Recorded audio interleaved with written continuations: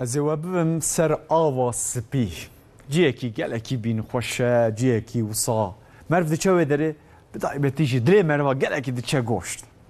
Belkî jî hewayê be, belkî jî avayê be, belkî jî ji lêxistina kemençê be. He? Dibe yani.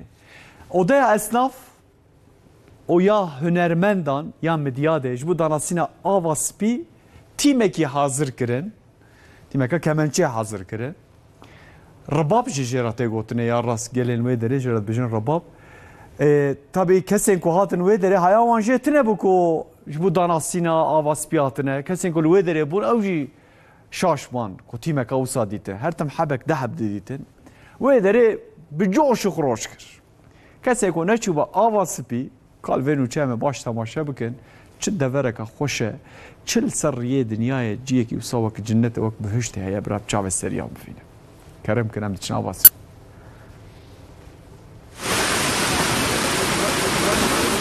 Li Midyata Mêrdînê bi navê ava spî cihekê navdar ê geşt û gerê heye. Dema hewa germ dibe gelek kes diçin vê derê. Odaya esnaf û hunermendan a Midyatê ji bo balê bikişîne ser ava spî bernameyeke taybet li dar xist. Cihekî halo xweş bölge me heye em dixwazin tanîtmayê bikin ji bonî turîzmê. Cihekî zehf xweş e em dixwazin hemû kes jî vê de bibînin. Ji bonî wilo jî etkinlîka halo me çêkir em hemû kesî em dixwazin ku milat werne vê de. Di çarçoya bernameyê de hunermendan li ava spî him li kemençeyê dan him jî stran gotin.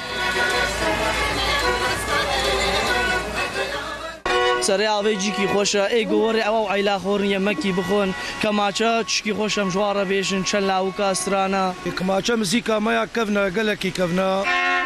Yani devera kemaçe lê nebe nexweş e. Divê kemaçe hebe hê xweştir dibe yani. Mêvanên ku ji bajêr û derbajêr hatibûn bi muzîka koma kemençeyê kêf kirin. Avê gelkî xweş e, me negê xwe tê xist avê din, me xana xwe vir xwar. Gelkî hênik e, gelkî xweş e. Rebab jî ji me lê xist. Bera herkes werin serê avê gelkî xweş e. Kêf bikin, demaçê lê xin. Hemû bera kêf bikin.